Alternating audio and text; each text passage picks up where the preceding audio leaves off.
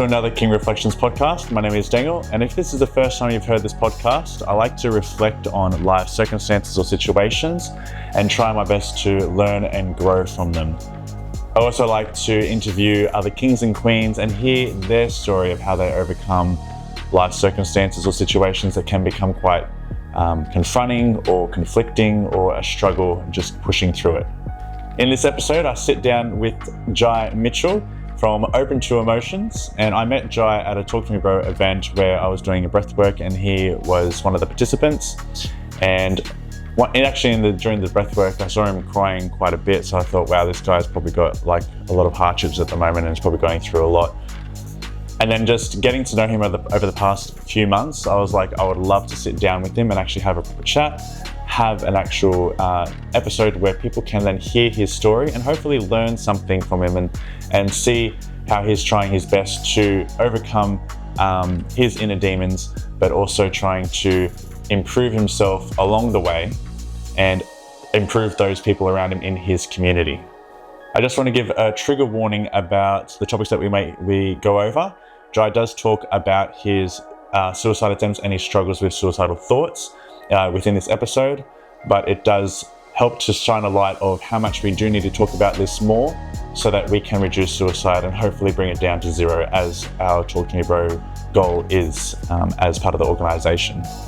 If you haven't already, please subscribe to our channel, either on Spotify or on Apple Podcasts, and also follow us on social medias such as Facebook or Instagram with Xander King. So that's at XNDRKING. Enjoy the episode and King up. All right, here I have with me is Jai Mitchell from Camden area. We met at a Talk to Me Bro event at Oran Park. Right now we're actually in Mount Annan Botanical Gardens. Beautiful scenery right next to the lake here, little lake. We met at a Talk to Me Bro event at Oran Park. We have community events, and Jai was there and doing his breath work, doing the ice baths, experiencing what we do for Talk to Me Bro.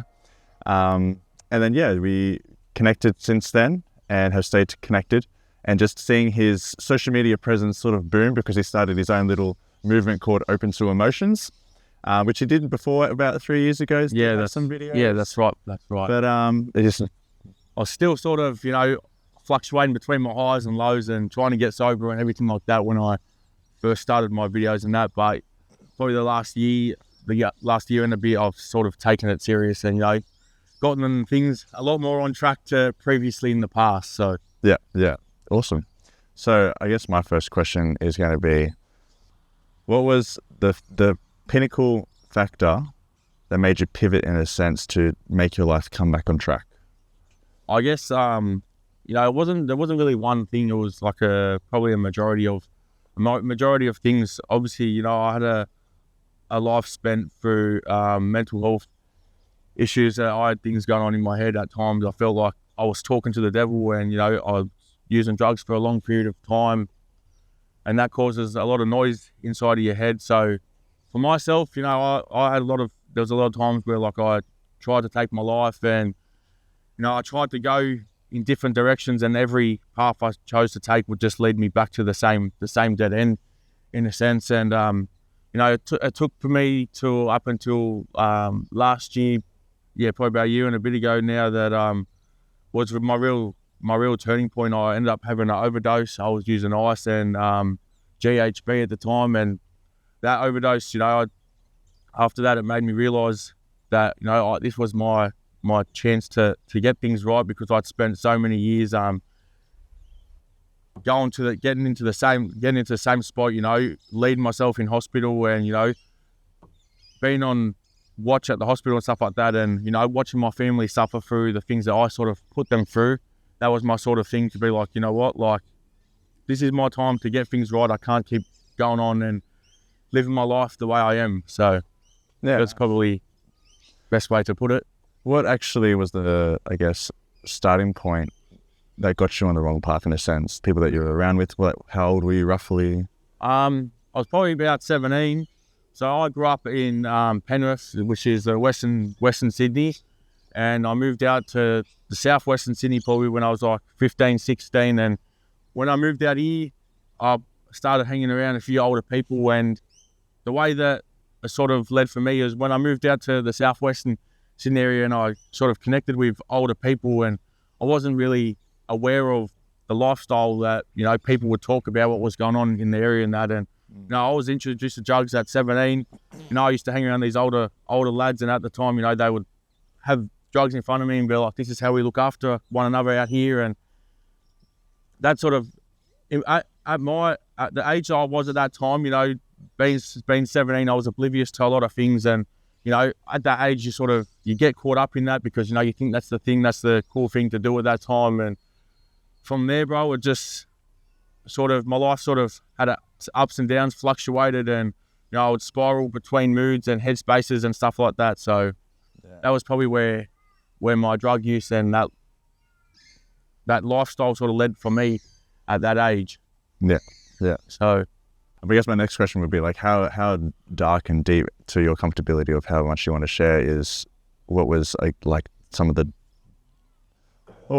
events or activities that you've participated in a sense? So that's a good question that you asked, Daniel. So when I was probably like 19, you know, when I was with a chick, whatever, in the past, and when I was like 19, I sort of got into that adult industry sort of work, and that really, again, I opened my eyes to a whole nother life. You know, I was around a lot of money, drugs, and, you know, people offering it to me. And at the time, I was already using coke for that period of time. So to me, it was like, I'll take what I can get, sort of thing at that point. And yeah, that sort of, you know, at the time, I didn't think that it was an issue for myself, because I thought that by that age, I already thought it was normal to use drugs and whatever. Like, no one else sort of knew what was going on in my life at that point. I sort of, you know, kept it to myself, and, you know, just the tight knit circle that I had.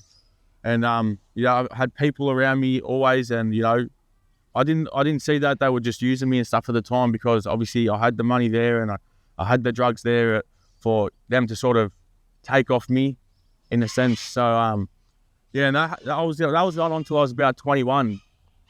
And at 21, that sort of all come crashing down, and it hit me. You know, I went through a breakup, very toxic breakup, and for me, that destroyed me, that on its own, you know, and that sort of led me to, by the end of it, I had my first suicide attempt by the end of that in 2021. And that feeling, like, it's hard to describe that feeling, because when you hear about it as a young kid, you know, you don't think that it's ever going to happen to you. You know, you sort of, for myself, I was used to, you know, pass my judgment on people that you'd see, you know, that would talk about it and stuff like that. And, you know, like I said, I didn't think it was going to happen to me, but obviously, you know, that's what did happen to me. And that was probably that was one of the darkest days that I had for myself, bro, to, you know, to mentally and sort of get my head into that headspace where I literally sort of planned out how I was going to end my life. Like, I would sit in my room for days, write down how I was going to do it and stuff like that. And like I said, no one really knew about this, you know, because I always seemed happy towards everyone else. But deep down with myself, I felt like this is not me. This is not who I was, you know. And I felt like I wouldn't be able to be comfortable in my own skin, bro. So yeah. Why did you feel that you couldn't share with people that you were going through like a down time, like in your mind? Because at the time, like at that age, and I know that it still goes around, he says that stigma there, that men can't talk. That's one of the biggest things. And obviously I had a lot of older people around me, you know, and they were just too busy and caught up in their own lives with what's going on. And, you know, they sort of living that life led by drugs and everything like that as well. You know, so I sort of was using drugs, but on a deeper level, I felt more connected to my inner emotions and how I felt, in a sense. So yeah. I've seen some of your stories that you shared on social media, and some of them were pretty intense, especially how you were saying, like, you would see your mother and her just breaking down and crying because of the situation that you were in, and then you saying, this is gone too far, this is enough. Yeah. So I think, like, obviously with that, like, with what I was doing at the time. You know, when I was using drugs, you know, I wasn't seeing the impact that my actions was having on the people around me. You know, the close ones that just wanted the best for me, and that just wanted to support me. Obviously, at the time, you know, I sort of just flick it off to the side, or you know, I'd have a crap attitude towards my family and that. And they tried their best with me for a long time. You know, they just wanted me to see me do good things, and like they didn't really understand to a degree what was actually going on, that I really had an issue inside of my head, and you know, the way I was feeling on a much deeper level. So once I ended up getting sober and getting my head right, I sort of, all these emotions and stuff from the past come back, and for a long time that grief weighed heavy on me through what I've seen, what I put my family through. You know, they would cry to me and tell me to get my shit together, and you know, they just want to see their son be in a good position, and all that stuff come back to me once I got sober and had my last overdose, which was last year. I sort of all this stuff was coming back to me, and I felt like, am I allowed to feel this way? Like, is this right to be feeling this? Because it felt so weird, because obviously, you know, you're using drugs to numb everything that's going on, and you can't see the bigger picture for what it is.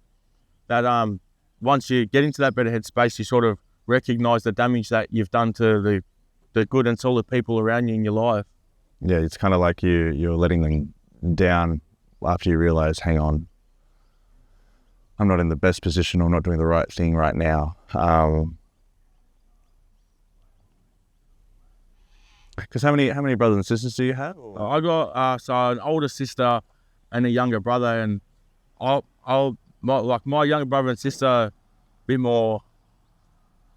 In a sense, I'd say it's like I'm the black sheep of the family, pretty much. You know, when I got involved with drugs, it was sort of the first time I was introduced to my family, and stuff like that. So. Yeah, and you now have 2 daughters. And I now have 2 daughters. I got one girl, she's nearly 7, and I've just had a newborn 2 weeks ago. So congratulations. Both beautiful little girls, and you know, they mean the world to me. I think there's a lesson I sort of learned through both of them. So my first daughter, you know, I was only young when I had her. I would just turn 17 years old when she was born, and through that, like my first daughter, there was a lot of issues for myself that was going on. You know, I was trying to be a parent and also party at the same time, and you know, had people in my life that weren't the best people hanging around, and you know, I learned my lesson through what I was doing, because you know, I was taking drugs when my daughter was asleep in the home, and I know now that, you know, that's a very shit action and very poor. That was very poor of me to be doing that, but I was like confused. I was lost. I was only young myself. I was pretty much just a kid trying to raise one. So like that, from that, the lesson I learned from that, and to my newborn that I've just had, I feel like, you know, it's hard to say it, but it's like I've learned a big lesson. You know, back then it was like I was just a lost person trying to be a dad, and now I see myself as a father to both girls, because I've learned my lesson, and I felt the grief and the pain that I put my first daughter through for a lot of years, and you know, I would spend a lot of time just to cry to myself and stuff like that. So yeah. And what's the role model, I guess, of yourself that you want to be towards your children now? Like, what's the values, morals that you want to? I guess for myself, through what I've been doing over the past year, and that, you know, connecting with good people, and you know, starting to doing the breath works and the ice baths, and that taught me a lot to have a lot of peace within myself, you know. And I guess I want to be able to show my girls that that's what I can do for them, you know, to be able to bring peace within their life no matter what happens, and you know, that their dad's always going to be there for them and always going to be on the sideline cheering them on. So yeah.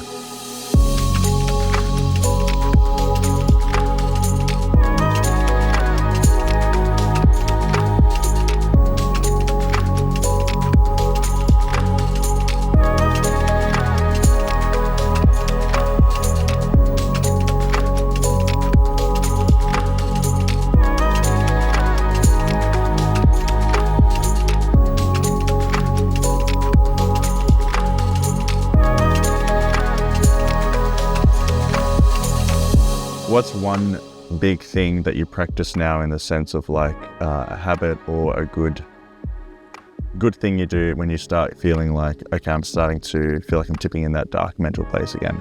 What's one thing that you try and do to prevent that, or what is one thing that you do to manage that when it comes across, when it starts coming on? So one thing that I do, I try to manage it. Like I have a good support network now. Obviously been in a lot better headspace and that, you know, I have people to reach out to and that. And for myself to connect with those people and that are in like-minded headspaces, you know, that sort of are bettering themselves and leading themselves in the right direction. I find for myself that keeps me very down to earth. And also attending the Talk to Me Bro programs that you're a custodian at, bro, doing the breathworks, that brings me home to myself and to my brings me over to myself and you know, gets me to be in touch with my inner feelings on a much personal level, to be able to, you know, keep me going, and for me to recognize why I'm on this path that I'm on, and you know, why I choose to be this way that I am. So yeah. I love that, like our events, is that when you're connecting with people, you learn to then connect with yourself. That's right, 100%. And I say, you know, that I say it's me coming home to myself, being there and that, and it's very amazing, and it's a life-changing experience, you know, doing the breathworks and that, because when I walk away from that, I feel so over the moon. You know, I feel like I've opened up another chapter every time I come to do it for myself. It's very healing, you know, and I never would have thought that I would have been able to get myself to where I am. But to me, like I said, it brings a lot of peace to myself, and you know, I feel very comfortable within my own skin with who I am after doing the breathworks and connecting with good people, you know, that are so down to earth and, you know, just want to lead themselves in the right direction, whether they've got good or bad going on in their life, bro. Yeah, and I love that you've moved that onto your own Open to Emotions movement by doing the Saturday catch-ups with your own community, in a sense. Yeah, that's right, and that's something that I tried to get into works for a long period of time, you know. But I had my highs and lows, and you know, to be able to get it happen, I sort of doubted myself a bit. But I mean, the people that know, if you have a look at the progress that I've been making over, you know, the last few months, you know, you can see that the proof is in the pudding, in a sense. You know, it's to have the people that I've connected with in a short period of time, it means a lot to me, you know, and to have that ongoing support and to get people sending me messages to say like that they're proud of me, and you know, they can see how far I've come and all the good I'm doing. So I feel like that all the good that I've been doing I'll say now, it sort of outweighs the bad, negative things that I had going on in my life. And that's another thing that sort of keeps me headed in the right direction. I love that you actually, even though you're not perfect yourself, and like none of us can reach, in a sense, perfection or whatever, but yeah, you're like, you know what, I'm not perfect, but I'm still going to make this space available for the people in my community that I can probably relate to, people can relate to, in a sense, yourself, and just going and creating that space. And you're still always opening up that invitation, especially on your social media, like message me if you're ever feeling down and out. And I've heard that so many people have reached out to you, in a sense, going like, hey, I relate to your story, like this and this is going on in my life. Yeah, that's right. And you know, I'm not a judgmental person. Look, you know, I don't have the cleanest path, and yes, I used to be a judgmental person at times, bro, because obviously my headspace and where I was at. But now I don't judge, you know. I understand that, you know, everyone has got something different going on. Everyone's got something different going on for themselves, you know, and some people can't regulate their emotions as much as others and stuff like that. So, you know, I sort of see from outside looking in, I sort of see people like, you know, when they come and meet me or, you know, open up to me, I sort of try to understand where their head's at, in a sense, you know, to sort of connect on a bit more of a personal level with them, bro. So yeah, 100%. And it's good to just be able to come together as a community for myself, and to be able to have people show up, you know, or reach out to me, or even do these FaceTime videos and stuff that I do with people, bro, because, you know, if I can do that and put a smile on their face at the end of the day, bro, that's what makes me happy. And I feel blessed to be able to, you know, for them to be able to come to me and have a chat and to let that out, or let those darker emotions out that they may be feeling. Yeah, 100%. I actually love how with your Saturday mornings, you do, like I said, you're opening up that space for people to express themselves, but you also incorporate a walk or a run or some exercise that you like along the path? Because I've been on one of the ones where there's like the exercise equipment. Yeah, that's right. I love how you incorporate that into it as well. Why did you incorporate, I guess, the walk or the run concept?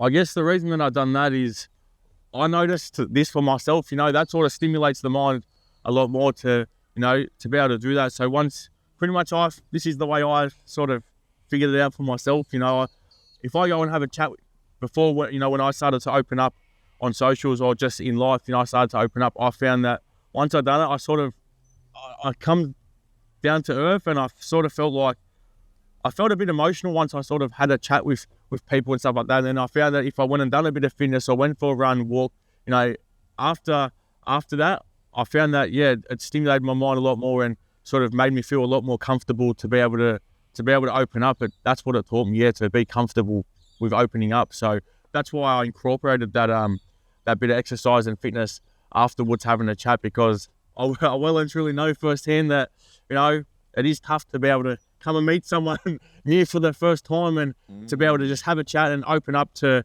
a random person, because I know for myself, that's where I was when I was in hospital, or when I started going to see psychologists and see counsellors and stuff like that. The first time I went there, I couldn't talk. I literally just sat in the room and I just cried. I couldn't bring myself to even get any words out. It was like, I thought that how was I going to open up to a random person that doesn't know my story, or how are they going to understand what's happened to me, my life, and how, like, they're there to try and sort of help you and guide you along the way. And I thought that how are they going to be able to do it when they don't know my story? But that's what it took for me. I had to sit there and just cry in front of them to, for them to, I guess that was me sort of showing my pain and the hurt that I was feeling at the time. So yeah, I know what it's like to feel that, bro. I guess, did you struggle to communicate some emotions? Like, you're like, I've got emotion, but I don't know how to explain it. Like, all I can express is anger or sadness right now, but... Yeah, 100%. And I guess in my earlier years, a lot of my actions were projected through anger. I used to do a lot of violent activities, and I didn't realize that that was me sort of letting out my emotions because I couldn't control how I was feeling. Yeah, I couldn't control how I was feeling for that period of time, and looking back on it now, like, I regret being that. I regret being that person in a sense, because I heard a lot of people that are never really meant to come out that way. It was just how I was feeling, and how I sort of told myself to project my emotions onto other people. But like I said, you look back on it now and it's not something I'm proud of, but yeah, it's just part of the experience. Part of my journey and what happened in my past. But yeah. Have you found that you're able to forgive yourself more and others as well so you see their journey and you're like, you know what, right now you're behaving really inappropriately, but I'm going to extend some forgiveness because I was once there? Look, I understand what you're saying, but a lot of the people that I was around back then, I don't communicate with anymore, just for the simple fact that we're all in different life paths and all headed in different directions, and that sort of lifestyle I've left behind me now. So the people that I sort of do connect with now, the people that are on a bit more of a positive path in life, yes, I do find that for myself that forgiveness.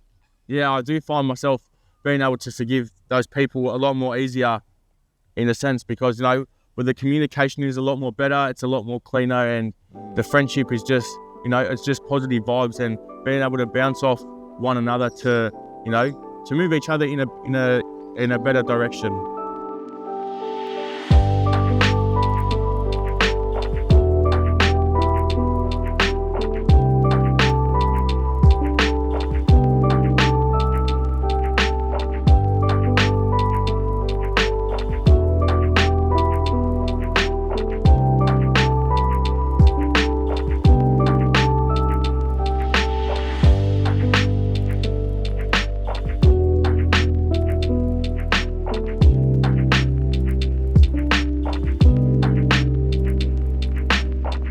As you mentioned before, you are a father of two. Tell us a little bit about your experience being a dad.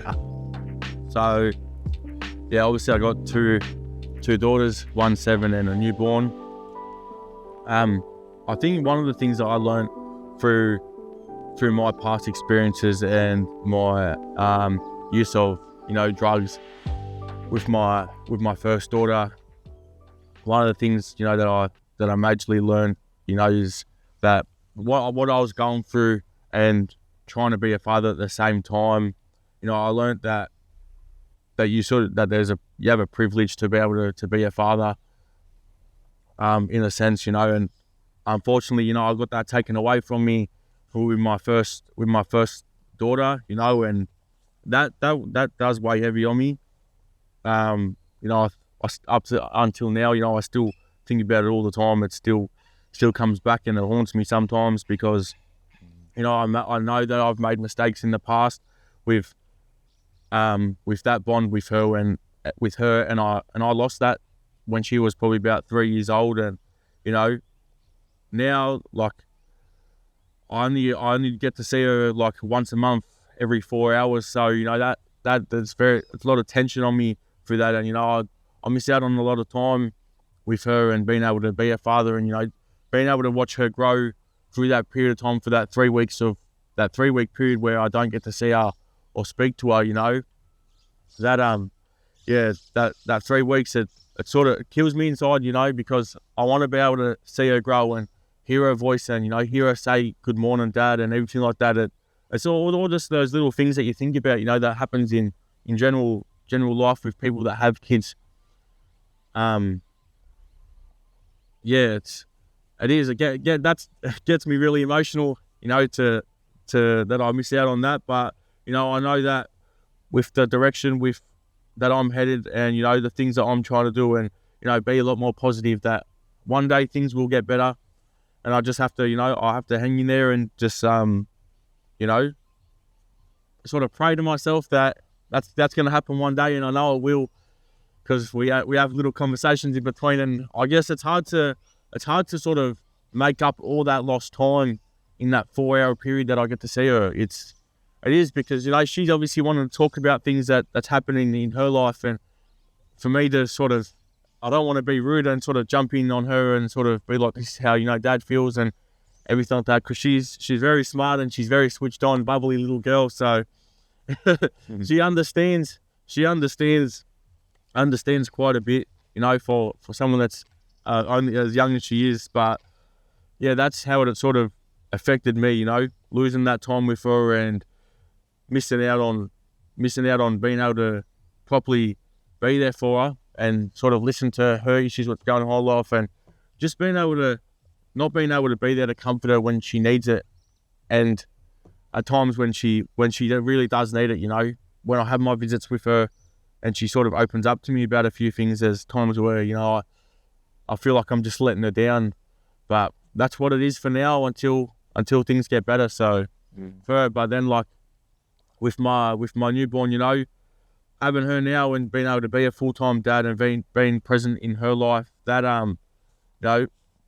that makes me, I feel proud, and that's to me it's like a product of how far I've come, because I can be with her full-time and spend the time with her when I want, and not have to sort of be controlled in a sense to my time allowance with her and stuff. So yeah.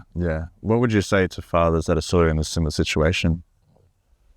To any father that's sort of going through a situation, I hope that if there's a lesson that you can learn from what I've gone through, I'd say if you're dealing with mental health or addiction, and you've got kids in your care, or you're going through a breakdown of a relationship with the kid's mum, I'd say to try and do your best and to seek help as soon as possible, because the grief that I feel, it tortures me so much to feel the way I do about that situation with my first little girl. It's not worth it. And if you can seek the help as soon as possible, I'm telling you, your life will be so much better off in the long run, to not feel the hurt that I have to feel through my errors and what I recognise that I've done wrong in the past. So And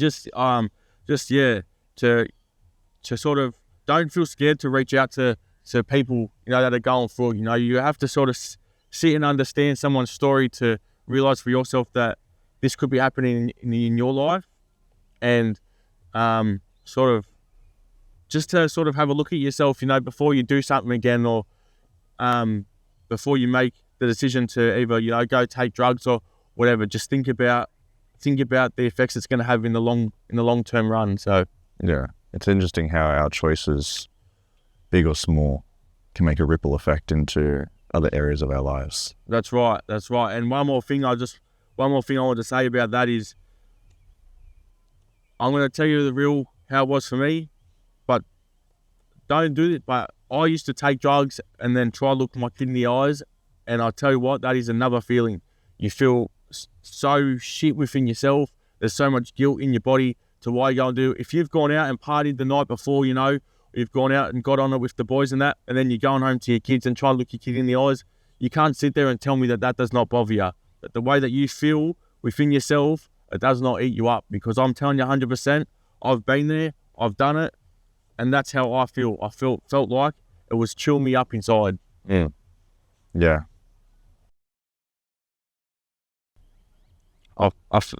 I feel a bit emotional, talking about that, but this is what I'm out here to do, to come and have these conversations, these real life conversations, and stuff that has affected you in the past, to get this out and to have these chats, whether big or small, whether you want to shed a tear or anything like that. That's the main reason why I do all this, because these feelings that I'm expressing to you, Daniel, here today, is the stuff that's chewed me up for a long time, and to be able to express it now without, having silly thoughts or, not thinking about suicide and stuff like that. It just shows, and I can see within myself how far I've come. Yeah, 100%.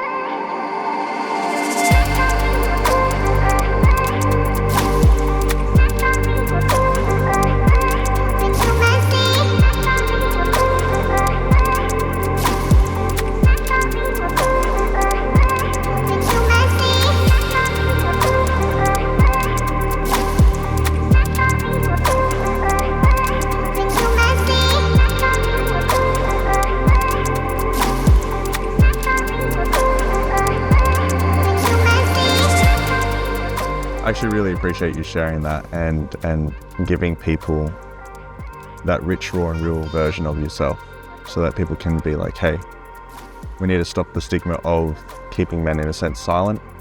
They do need to express themselves and open up about the things that are concerning them and worrying them, especially in their personal lives, especially being in situations that you're in yourself, or you've been in with the addictions, etc., etc. I really am proud and grateful that you're actually doing that for your community, for the people around you. 100%. It's just, it is. There is a big stigma around it, and I just, like I said before, I just want lads, that have got kids and stuff to, sort of try to recognise that, you've got an issue a bit earlier on, and let it go further down the track, and things get worse, and to tarnish that time that you have with your kids and stuff, because it does hurt so much. And that grief, it's not just something that just is there and it goes away. It sort of carries on with you for a long period of time, and learning to let that go there's a lot of work to have to do on yourself to be able to let that go, and with how you feel. So yeah. And you said, like, with your work, with your personal journey, you did counselling for a few years. I did do counselling for, a period of 3-4 months. Oh, yeah. And at the time when I first started to do it, I don't know when I first come off suicide watch in the hospital, and I remember I went back and stayed at my old man's and that for a bit, and he sort of was telling me to just go and do it when I was fresh out of the hospital and that, and I felt very scared and I felt very intimidated to be able to go and have a conversation like that. I remember I sat down and I said to my old man, like, I can't do that. I can't just go and speak to someone, we used to get frustrated at each other because he obviously wanted the best for me and not me sort of not not following sort of his instruction with what I was doing. Oh. It was hard because I still hadn't really opened up to anyone really at that time. Like, I just come out of hospital on suicide watch, and at that time I was in hospital, I was just so lost. I was a mess, you know.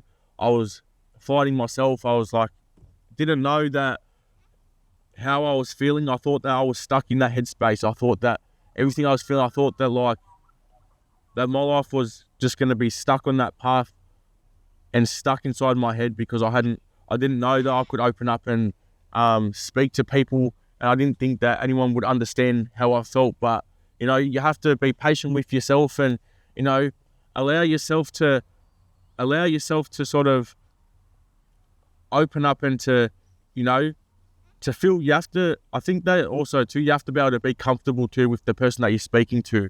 You know, I feel like if you don't feel comfortable, then it becomes a lot harder to speak about it. And in a sense, if you are comfortable, you know, it becomes a lot easier to be able to open up and have connections like me and Daniel are doing here today, and to be able to open up on a much personal level. Yeah, 100%. No, again, thank you so much for sharing and encouraging men to turn their lives around and to really take. That's right. And if you think you don't got it in you, I'm going to tell you now, you do, and you are a warrior for getting through anything that you might be battling at the moment. So just know that and keep that in mind. So I've seen a lot that you actually are an expressive kind of person in the sense of your creativity. You write poems, you like creating some music, you create some photography in the past. You've also done some video content with your social media. Tell us a bit about your process in that.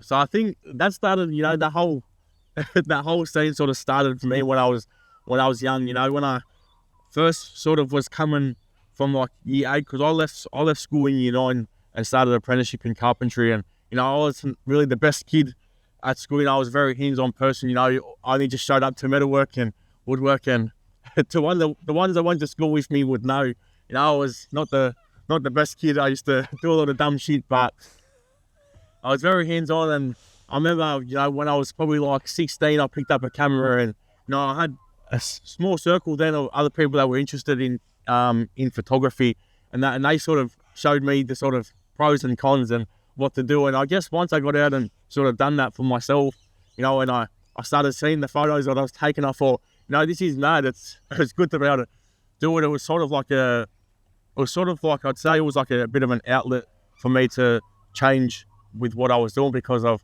my behaviours I was doing through school and stuff like that, and just being able to get out with people that sort of were interested in the same thing as me, to get together. You know, would take trips on the train, go to the city and take portraits and photos of each other, and just sort of like the landscape that was in front of us, and being able to create art through photography and taking photos was something different. But you know, shortly after that was short-lived. You know, I sort of lost my passion for that when I turned 17, because I, you know, got involved in the life of drugs and stuff. But yeah.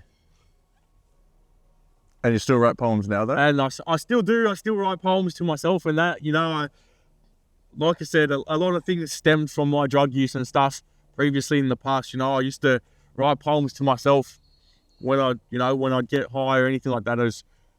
To me, it was more like me opening up with how I felt, without actually expressing it or showing that to anyone else. It was sort of like, if I write something to myself, I can read it back to myself later down the track. At that point in time, I thought later down the track, when I do get into a better headspace and think like far out, like this is how I was feeling at that part of my life. And I look back at it, still to this day, I look back at those and I read them back to myself, and I think, like, you know, I was so sad when I'd write these out. You know, I sometimes I'd be sitting in my car and I'd just be crying, writing exactly how I felt in that moment. So yeah. When I read that to myself now, I'm like, far out. Like that's another thing that sort of, to me, it's like evaluates to see how far I've come. Yes. Yeah.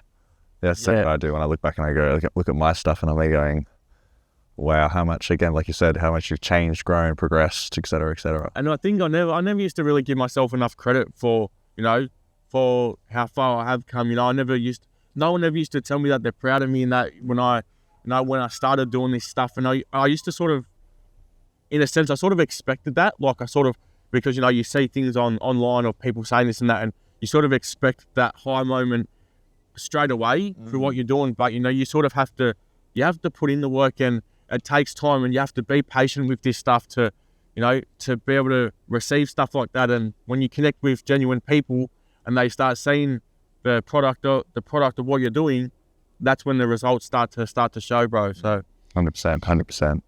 And you're doing, again, video, you're going out, walking, doing some videos, and I see your transitions and stuff like that. So it's still got some like creative element, like it's something that's... That's right. I still have my bit of editing skills and that still there, you know. I sort of navigate myself around the phone where I can at times, you know, editing and, you know, cutting up videos, putting them together and stuff like that. And the reason why, you know, when I do the walks and I come together with people where I sort of like to get that content is so that I can sort of showcase other people that are watching my stuff that are like-minded people. You know, they can sort of see what I'm doing and see that it's not so hard to open up and to be able to have conversations, and, you know, that it can become easier when two people or a group of people are going through similar situations and they come together and like hold it together. So yeah, 100%. So now with your movement Open to Emotions, where do you see that going? Where do you see it in the future? Like, what do you want to do with it?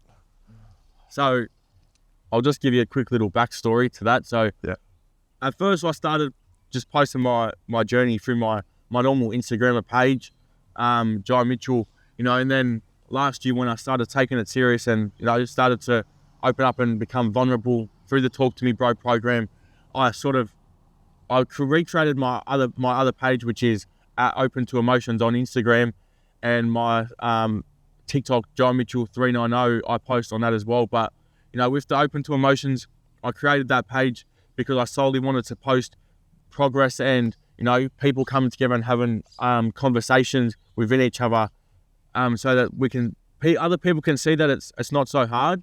But where I see that going, you know, I'm not sort of the person that wants to rush the progress, you know, and just be like, I'm going to go skyrocket up to the top, you know.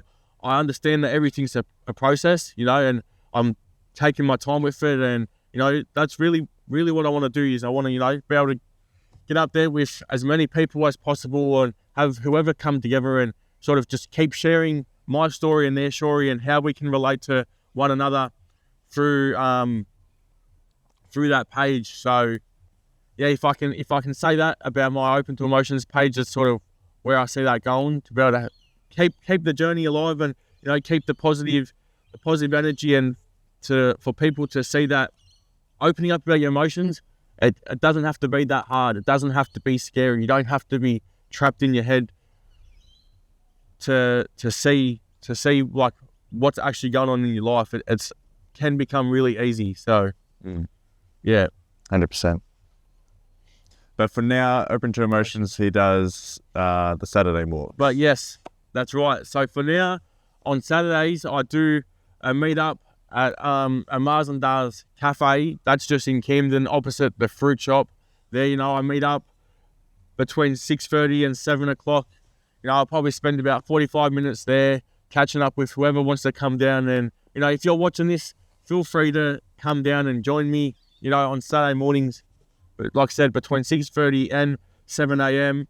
And, you know, come down and have a conversation with me, you know. I don't bite. I'm pretty easy. You know, I'm an open book, you know. If there's anything you want to talk about, feel free to do that, you know, and yeah, you'll see the product of what I do. So, yeah.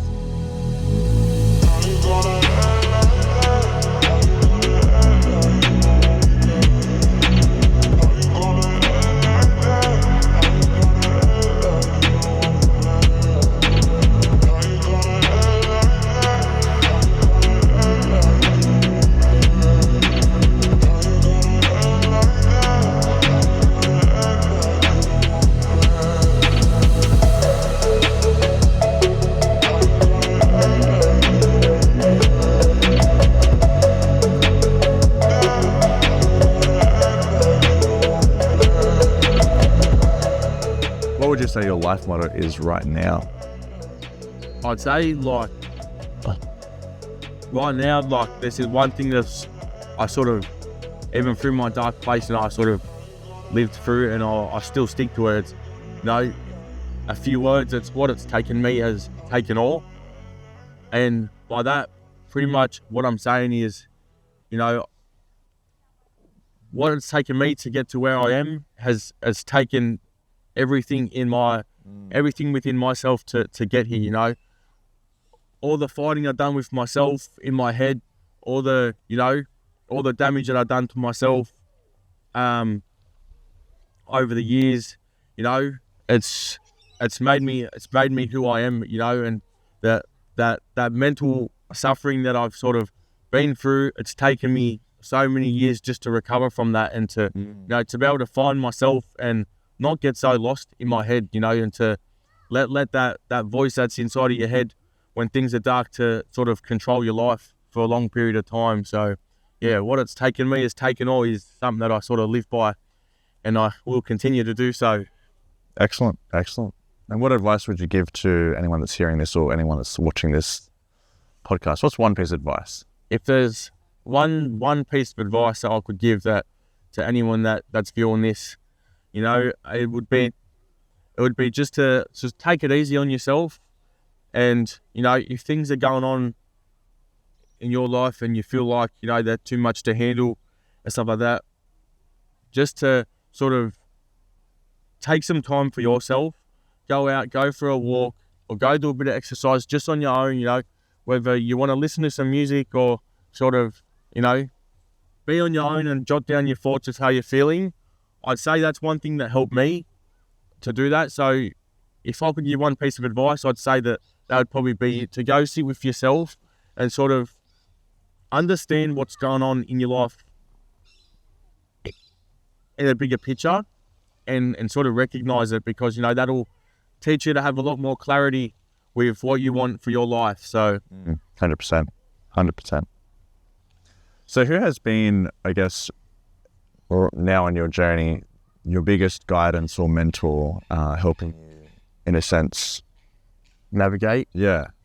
I'd say it's not just one person, you know. There's a few people, and I'd say, you know, now that I am in a better headspace, you know, I have the support and guidance from my family, even though different life paths, you know, I teach my family a lot of things about my life and things that they didn't know what was going on and that, but, you know, they guide me where they can. And also, like, my project manager at work, Nathan Jarvis, I know he'll be watching this, so, you know, he's been one of my, you know, biggest supporters and always been on the sideline cheering me along, you know. Worked with him with another company previously, and, you know, he's sort of always had my back and, you know, helped support me and, you know, give me guidance and pushed me along to get me into a lot better mental state, I'd say. And also the people, you know, the people that talk to me, bro, I know I speak about them a lot, and, you know, I'll forever do that because they were the people that, you know, allowed me to become who I am today. So yeah, the things that we do there and the conversations that I have with the people that are involved in Talk to Me Bro is a lot of the reason why I am who I am, because they taught me to be able to be vulnerable and to be able to have peace within myself, you know, and allow myself to connect with my inner feelings. So yeah. Who actually, because your mum came with you to the first Talk to Me Bro one that you came to. That's right. Who heard about it? Was it you or was it your... So for a long time, you know, before I got clean and before I got off the drugs and that, you know, I sort of was looking into the breathworks. There was 9D breathworks. I remember there was an event that they were holding. There was a program that they're holding up in Melbourne, and I thought that at the time I was going to have to fly to Melbourne to go and do that at the time. And, you know, my mum had done a bit of research and, you know, found the Talk to Me Bro page through Facebook, and she had sent me the link at the time, and I was sort of like, what is this? Like, what happens here? What do they do here? And stuff like that. And, you know, I remember when she sent it to me the first time they had the one at Oran Park, I didn't even go in. Like, I just stayed out the front, and I was like, what do these people do? I was like, my mind was running. I was like curious. I was like, what's going on? Like, what are they all doing in there? Like, anyways, the next month after that, I sort of attended and I went in and sort of took part, and I was so anxious to go and do it. I was like, I didn't know what to think. But, you know, once I got in there, I felt comfortable from the minute I sort of walked through the doors with what they do there. They make you feel like, you know, they make you feel like a tiny family there, and it's very supportive people, and, you know, non-judgmental space, and they're there to, you know, for you to speak out and to, like, if you're going through anything, please reach out to them. You know, the Instagram page is at Talk to Me Bro. Yeah. They've on Facebook, and they do, you know, they do programs all over the state. So if you're suffering, another piece of advice I could give is to go and walk through the doors at the program where they hold their breathworks in the ice bath. So Yeah, nice. Was that your first time doing an ice bath? that was my first time doing an ice bath when I attended that program, and I went there. That was my first time ever doing one. And it's good. It's good because, you know, after you do the breathwork and stuff, my perspective on breathworks is, you know, that when you're through the techniques of your breathing, it brings up a lot of old traumas, grief, and pain that you've felt in your past. It brings that to the front of your mind. And then obviously through the breathing techniques, it teaches you to release and to let go of those things that you have felt and held on to for a long time. So after that, and you go and do the ice bath, that it really allows you to really come to a sense within yourself to let go of it on a much deeper level, you know, to get in there. And obviously your body goes into fight or flight mode once you're in that water, that cold freezing water, because once you're in there, you sort of just want to jump out. But if you can sit in there for that 2 minutes and breathe through it, it teaches a lot, and, you know, you find a new technique. So 100%. And it wasn't as bad as you thought, was it? no, it wasn't that bad, you know. Held myself in there for the 2 minutes, and just prior to that, obviously doing the breath works, I was taught how to have those breathing techniques. So once I got in there and I used those breathing techniques in the ice bath, it made it a lot easier for myself. Yeah, if I want to say one thing about mentorship or guideship, make sure that, you know, you're obviously going to have people come in and out of your life, and, you know, you want to make sure that the person that sort of, you know, giving you guidance, or, you know, that you're going to open up to, you know, is proper genuine. Like, I want to just put it out there, Nathan Jarvis, he's my project manager at work. He's a really solid bloke, you know, and it took me a long time to sort of have that trust in him and stuff like that, because I didn't trust a lot of people in my past, because they would throw stuff in my face, or, you know, make me out to feel like I was the worst person for opening up and to speaking up about how I was feeling. And he's one person, you know, that made me be able to feel comfortable with everything, you know, opening up and have those conversations on that deeper level, bro. So 100%. yeah, if there's one thing, you know, you want to make sure that person is proper genuine, you know, and you can see that over time with the conversations and communication that you have with a certain person. Yeah. It's hard sometimes to find people that accept you for your successes and your flaws, and is just so interested and intrigued to hear your story and want to know you and want to cheer you on the whole way. And it sounds like that's what Nathan does for you. That's right, 100%. And, you know, to be able to see someone for who they want to be rather than see someone for who they used to be. Yeah, 100%, yeah. And to see that, you know, that a solid individual has good in them. They just have to be able to, you know, have that guidance to get them through the dark path, you know, that they're feeling. So Yeah. No, thank you. Thank you, Nathan. that's it.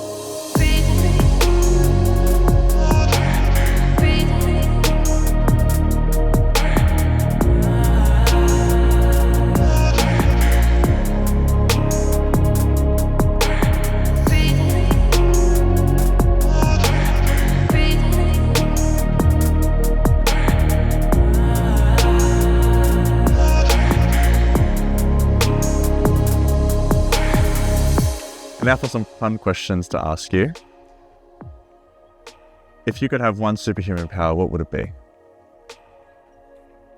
This one's a tough one when you ask that, you know. I never really thought about it myself.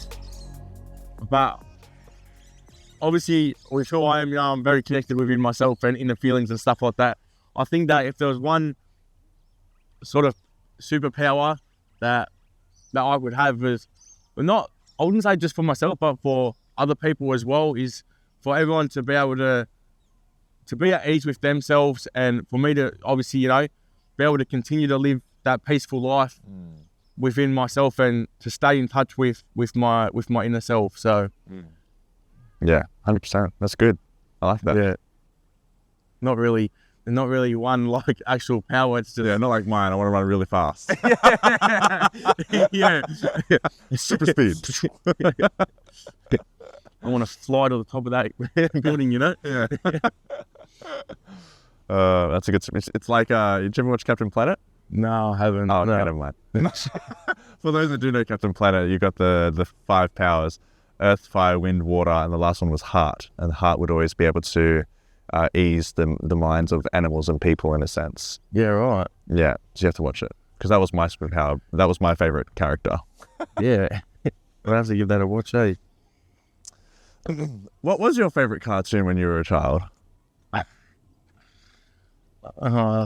Bear in the Big Blue House. No, it wasn't really a cartoon, but I used to watch Bear in the Big Blue House when I was young. I eh? remember that Like one. me, my brother, and my sister. I remember I used to, you know, sit up on the lounge, and when it would come on TV, we would all come together and watch that. So, Yeah, nice. but other than that, like, I got ADHD, so I never really, when I started growing up and when I got into my early teens, and through my adulthood, I was never one to be able to sit at home or play PlayStation or play an Xbox or sit in front of a TV for long periods of time, because I'd get distracted very easy. You know, my mind would want to do something else. So when obviously I said before, you know, I grew up in Western Sydney at Penrith. When I moved out to the southwest, to the Camden area where I am now, I was more of like an outside kid. You know, I used to get out and build dirt jumps and go out in the bush and stuff with, you know, a few lads, and, you know, Yeah, just come together, build jumps and ride bikes and stuff. So yeah. I was never really one that wanted to be inside the house. Nice. Yeah. What's your dream car? I'm interested. Intrigued. My dream car, like I've never really been a car person or anyone that's into. I've never really been into anything like that. You know, it's never really been something that's interested me. But if you want to know, my dream car would probably be like a Maserati or something. Like, I know it's a bit of top tier range, but, you know, I've loved the style of the cars for a long time. It's just What's your favorite color again? What color would you have the car? it'd be probably a blue Maserati would probably be my dream car. Nice. If I had to put it down to it. So there you go. Fun fact about me. I know I probably won't win one of Adrian Portelli's lottery things that he does, but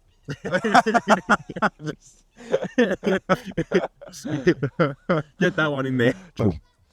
If you could be any animal, what would it be? These are just random questions now. I know, like, I don't know if I could be one animal,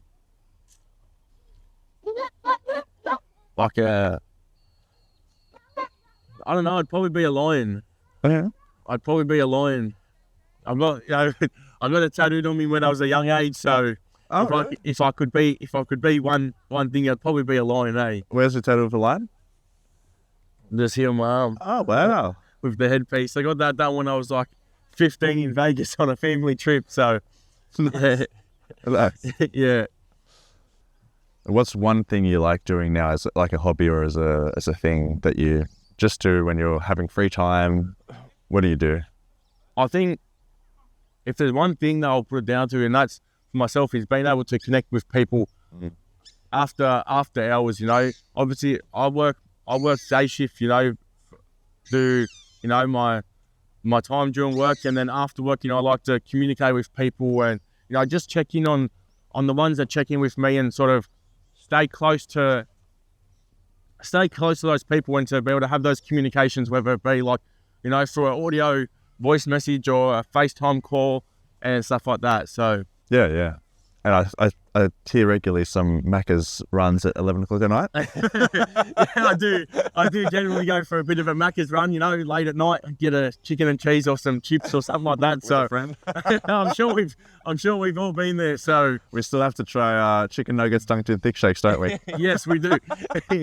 Chicken nuggets and thick shakes coming soon. We'll get a what are those videos? We'll get a reaction video of Jai trying the chicken nuggets and thick shakes. So let's see how it goes. Yes, I've always had a bit of a sweet tooth myself, talking about food and that. I've always been one that's, wanted to get the ice creams or, get the frozen yogurt and mix it together, or the Biscoff Lotus. Oh, yeah. There's one thing that people probably would know about me is that they know that I crave a bit of a sweet, yeah. Me too, 100%. Well, thank you so much, Jai, for being on this podcast. Thank you for agreeing with me to come onto this podcast and interviewing you. It's actually been really, really good. I really enjoyed it. I really thank you for being an icon or someone in your community that people can actually reach out to and lean on, in a sense. I really appreciate that. And I appreciate that so much. I appreciate you giving me the opportunity to, come out here today and, spend the time with me and sit down and have a bit of a chat and let some more emotions out, and to have this experience with you. So no, you're welcome. I appreciate the time. So thank you. Once again. Thank you. Thank you so much for listening to this episode. I hope you enjoyed that conversation that I had with Jai, and I hope you took something away from it. And I also hope that, and also encourage you, that you reach out to your friends, especially if they're acting a little bit differently with their behavior. Just please reach out to them, check on in them, see if they're doing okay. And that way we can have a more connected community where we're all looking out for each other and we're all reminding ourselves and reminding each other that we are valued, we are worthy, and we are loved, and that we do belong in this world. So thank you again for listening to this episode, and King up.